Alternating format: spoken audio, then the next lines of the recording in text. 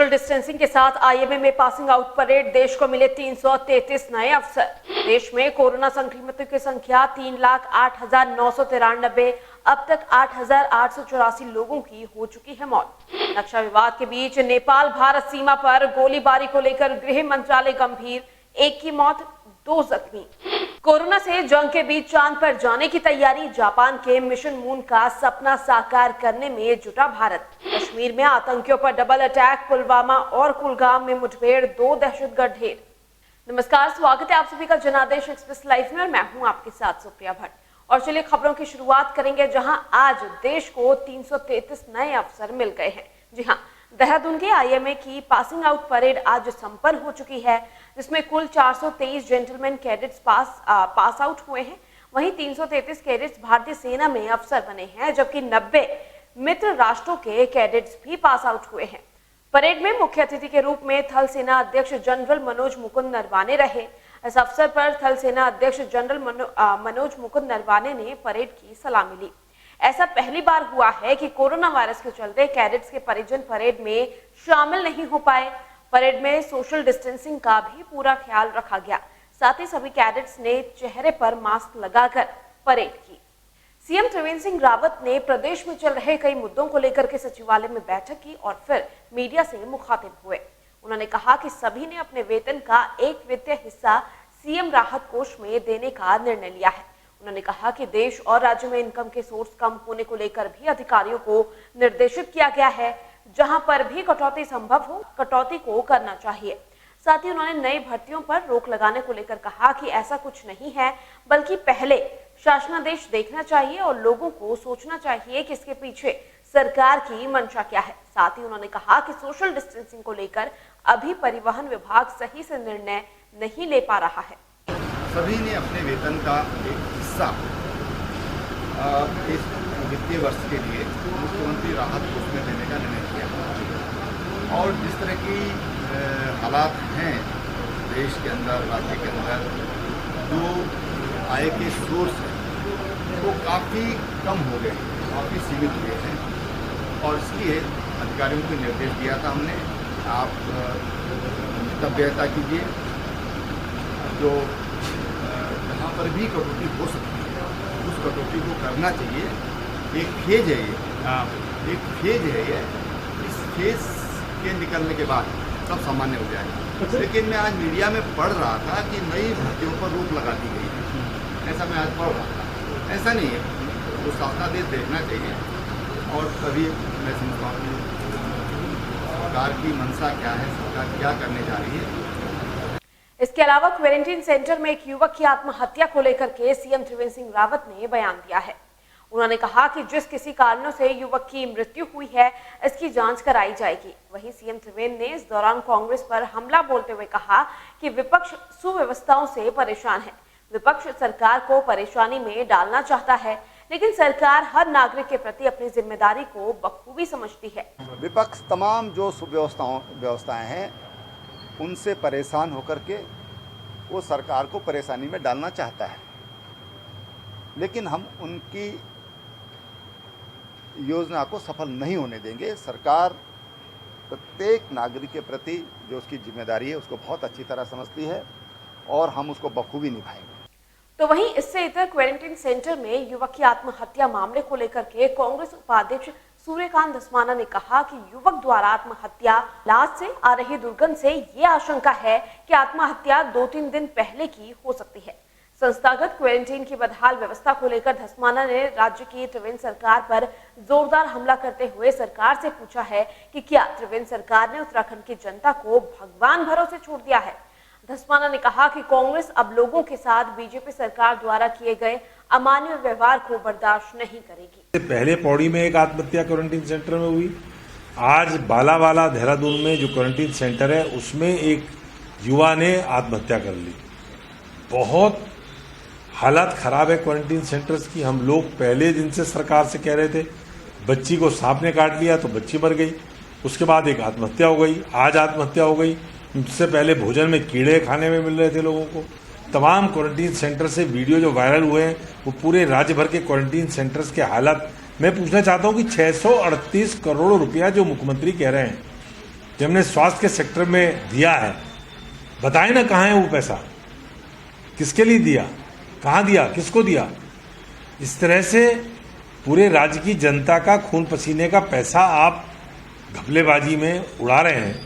Quarantine centres में जो इस समय सबसे इम्पोर्टेंट है राज्य में कोरोना से लड़ना, देश में जो सबसे इम्पोर्टेंट है, न देश की सरकार लड़ रही है न राज्य की सरकार लड़ रही है। दोनों सरकारें खामोश हैं। मोदी जी ने भी हाथ ऊपर कर लिए और राज्य की सरकार ने भी हाथ ऊपर कर लिए।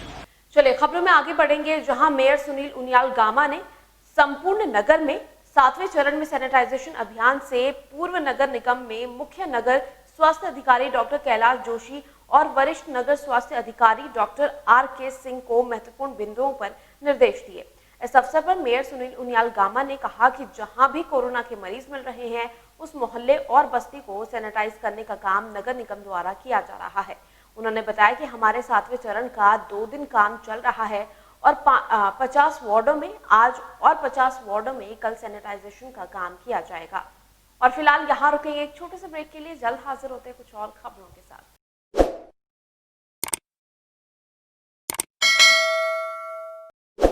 ब्रेक के बाद एक बार आप सभी का फिर से स्वागत है और चलिए अब खबरों में आगे बढ़ेंगे। रुक करेंगे खटीमा की खबर का, जहां वन रेंज में लकड़ी तस्करों के हौसले लगातार बुलंद है और यहां लकड़ी का अवैध कटान रुकने का नाम भी नहीं ले रहा है।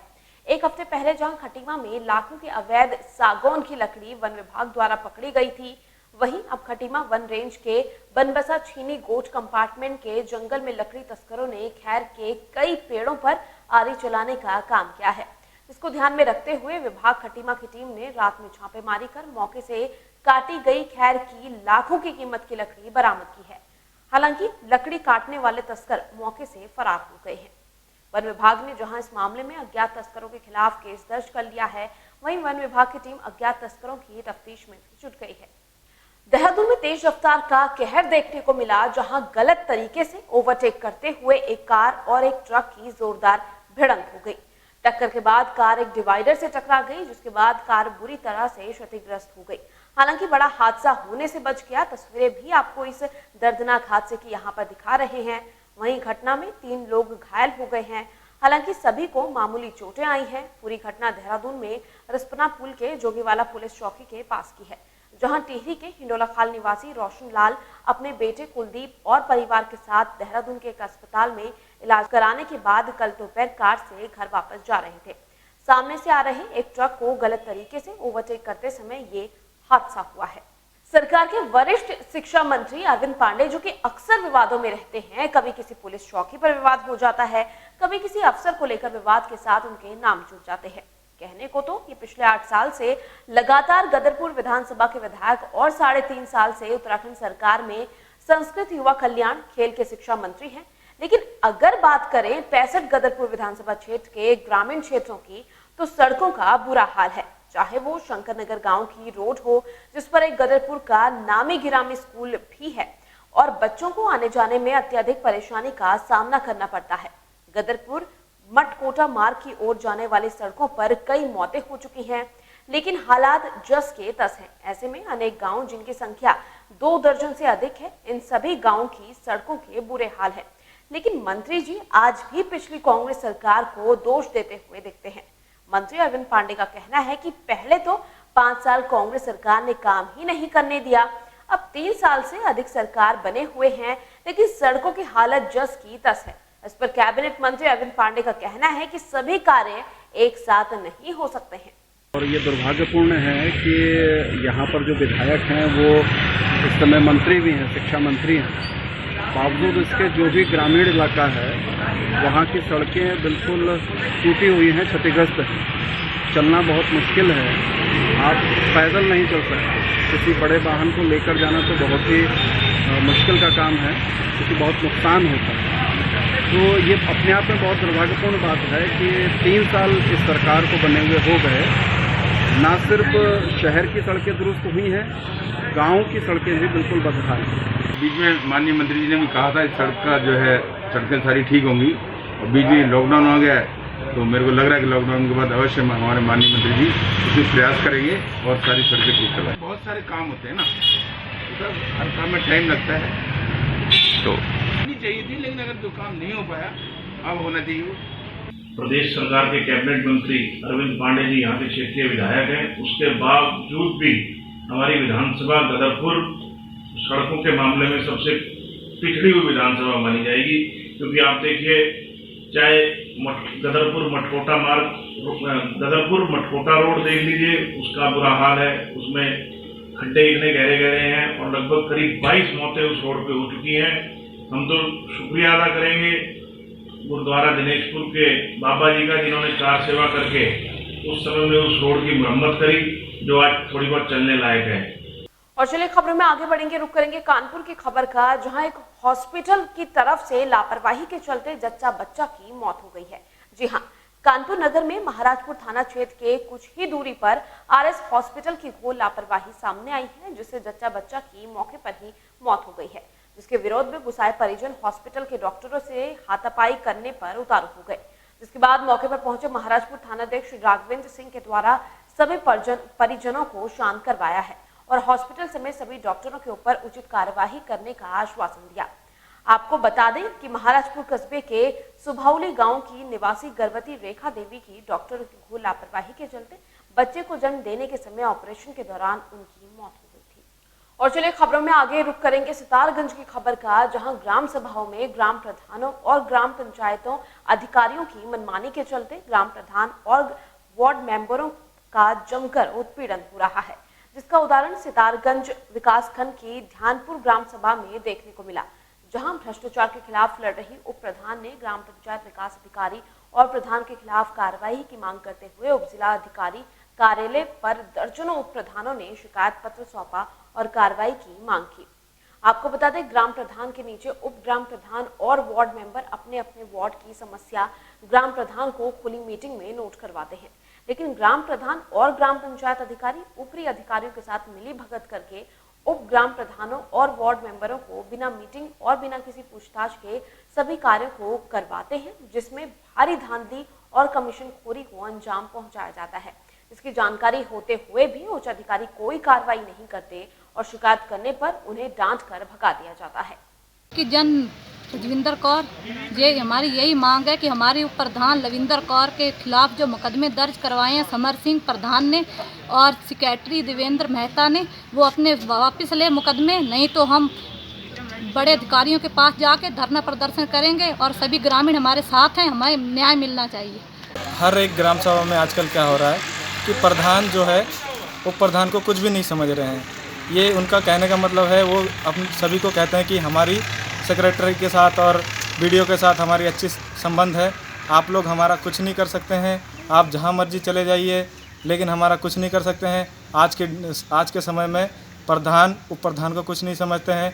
आज हमारे लविंदर बहन के साथ इस तरह से सेक्रेटरी और ग्राम प्रधान ने जो झूठे आरोप लगाए हैं वो सरासर गलत है और हमने इसी दौरान हमने अपना ज्ञापन एसडीएम साहब को दिया है। अगर एसडीएम साहब यहाँ पे इस कार्रवाई को यहाँ पर अगर सही होता है, न्याय होता है बहन के साथ, तो हम यहाँ रुक जाएंगे, अन्यथा हम उचित कार्रवाई करने के लिए हम जिला स्तर में जाएंगे। तो मेरे साथ इस बुलेटिन में बस इतना ही, लेकिन तमाम खबरों से जुड़े रहने के लिए देखते रहिए जनादेश एक्सप्रेस लाइव। नमस्कार।